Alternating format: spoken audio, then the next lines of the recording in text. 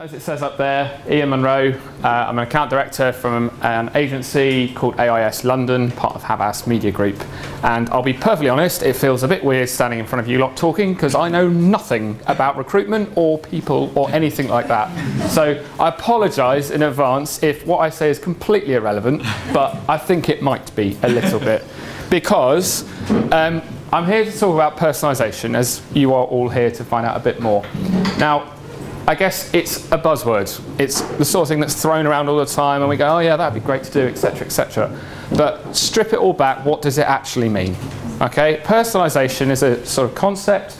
Realistically, is the taking something you know about someone, whatever that might be, and trying to make your message towards them more relevant. That's the basic theory, right? I'm sure we can all agree with that. And in terms of a marketing thing, you know, right back in the days when travelling salesmen used to get on their boxes and stand up and draw in a crowd, saying to someone over there, you madam in the blue top, immediately pointing someone out and making your message more relevant to that person. Ever since then, marketeers and people selling things have been trying to do that. Okay? But the important thing that sits behind this is that, sorry for the slightly naff animation, but I couldn't figure out how else to do it. It's a person, okay? And we'll come on to the idea about data. You know, we've all mentioned it thus far and it will be mentioned throughout the day. Data drives everything these days, and you see things about big data everywhere you go, and it's this theory that is thrown around. But actually the fundamental thing that sits behind it is a person. Okay, so it doesn't matter how much you know about someone, there is a person that sits behind that. And I think in terms of advertising and how we use this, it's driven by a principle that a guy called David Ogilvy, whose name will probably ring some bells, founded probably the biggest advertising agency in the world. His guidance on writing copy, which people would listen to, was always this, which is imagine that you're writing copy not for addressing a stadium and talking to a group of people, but one person. When someone reads something, it's an individual interaction between them and you.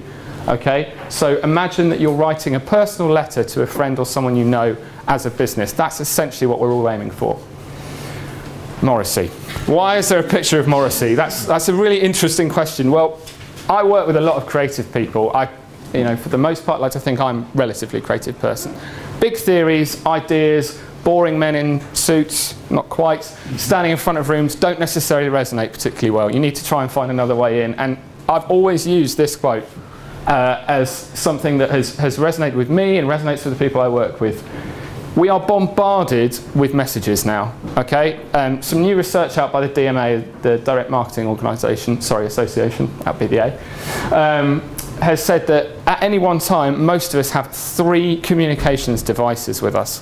3. So 3 things which we can use to communicate with people, and vice versa, have people communicate with us. You just imagine coming here today, how many marketing messages you saw. Industry average reckons between 2,500 and 5,000 a day that you see. That's not stuff that you completely ignore and blank out, that you actually see. So it has to be relevant, it has to appeal to you, and it has to talk to you as a person, not as a piece of data.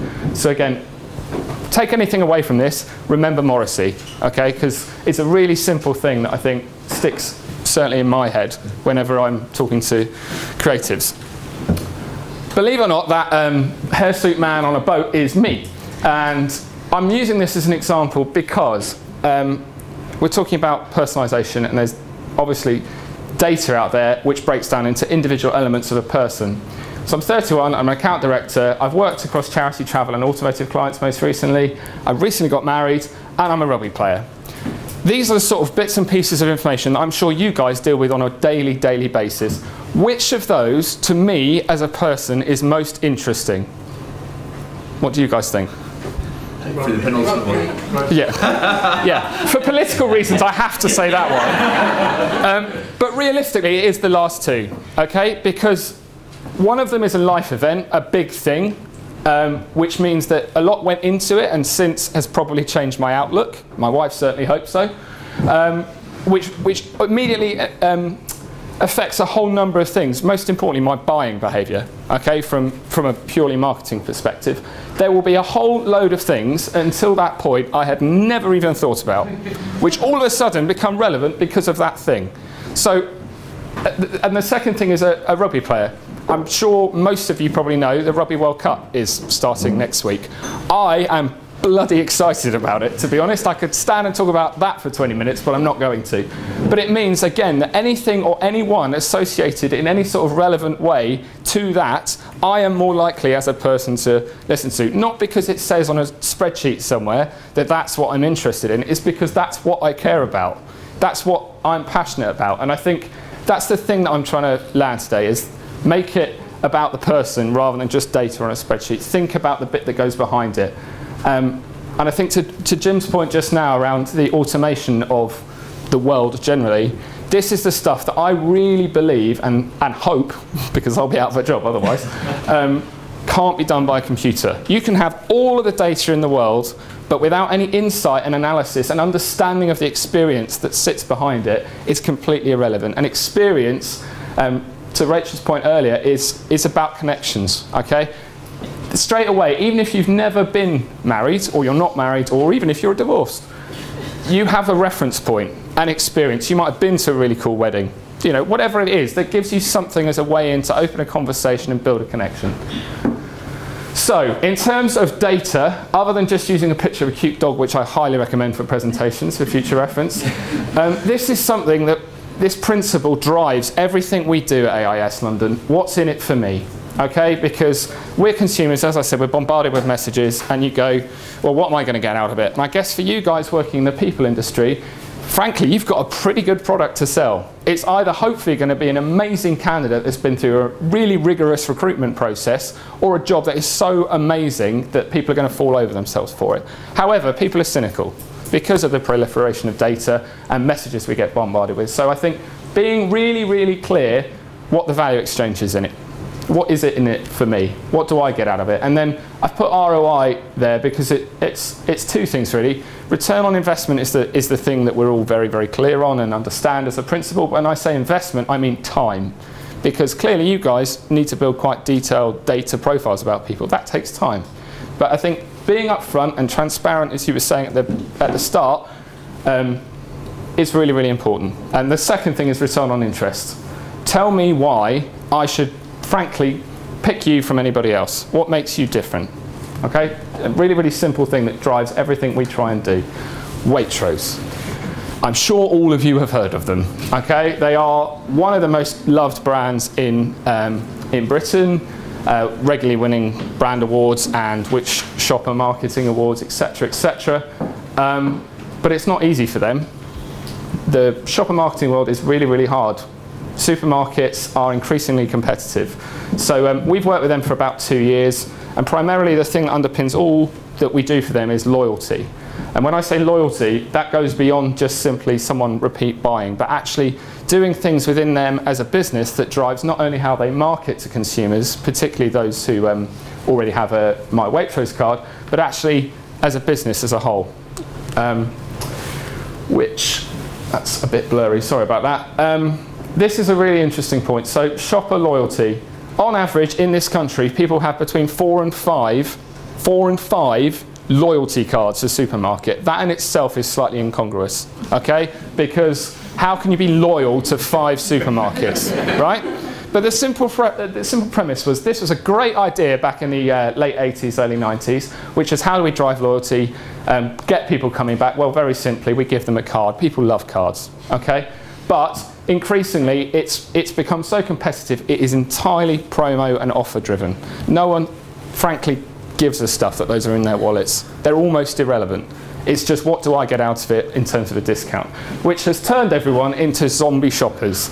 And I'm sure you can all relate to this, okay? You go into the supermarket, you wander around, you want to get out of there as soon as is humanly possible, and you are drawn in by either something that you've been sent, a coupon, etc., for being a loyal customer, or you see an offer.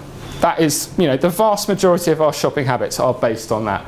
So Waitrose came to us and said, we want to try and break out this, we want to try and do something different. Now, different and disruptive, those are easy things to say when coming up with a sort of marketing idea. And this idea of a game changer, it's another buzzword that is used a lot in marketing, and I don't know if it's the same in the people business, but I imagine it probably is. But when we say game changer, we wanted to do something that wasn't just different from a consumer perspective, but also for the organisation. So as I was saying, supermarkets are now increasingly driven by promotions. It's all about what's the maximum discount you can get, and where can we save here, 10% that we can pass on to the customer to make it seem more attractive. So we wanted to inspire our customers and put them in the driving seat, make them do something different in the world of loyalty, so they actually felt like they wanted to come and shop at Waitrose. Now, one of the things that drove that was letting them choose, putting them in control. We're consumers, and as I said, we are just literally like that. We are thrown messages and bombarded with them.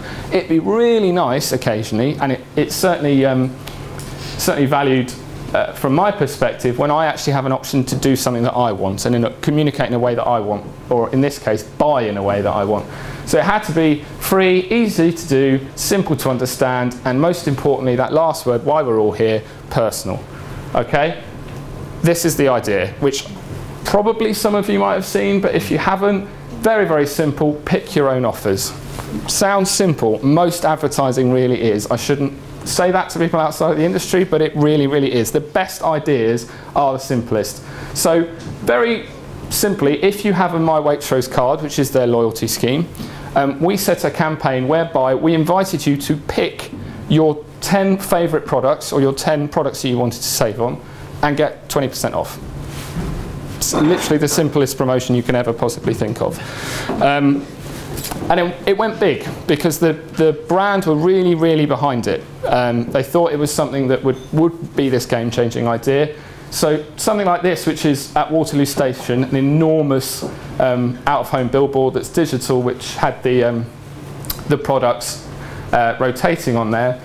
That is a big investment. I can't, for legal reasons, tell you how much, but it's a big investment. So the fact they were behind that and were willing to go out to the general world and public and bombard you with a message, needless to say, which might not be relevant for the mass majority of people walking through Waterloo because they're not My Waitrose card holders, was a big step for them, because they're going, we are doing something different. We are a supermarket who wants to tell people about how good our loyalty program is. These are just some other examples. We sort of try to do a range of products, so rather than just be, frankly, fitting with current society and just always have health products on there, we were like, if someone likes a pork pie, and let's be honest, most of us probably do, stick that on there. If that's what you really think I want to save money on, fine, go ahead, you can do that. Launched with all sorts of digital activity. There was a step-by-step consecutive press ad, so that as you turned over the pages, you saw the different steps. A really sweet bit of print execution, just to demonstrate, A, it's for everyone, and B, it's really quite simple to do. But this, I think, was perhaps the coolest thing, quite frankly, which is rare that marketers say that about email, because it often isn't that cool, in inverted commas. These here, suggested picks, these were picked from your most popular items that you bought on a regular basis. And what I was saying about zombie shoppers, this was, I think, the most interesting thing we did, because it just demonstrated to people that A, we understand you, we know how you shop, but B, you might look at that and go, do I really buy that the most often? It was a really, really interesting way to take data and, again, as I said at the start, make it relevant. Think about the person behind it.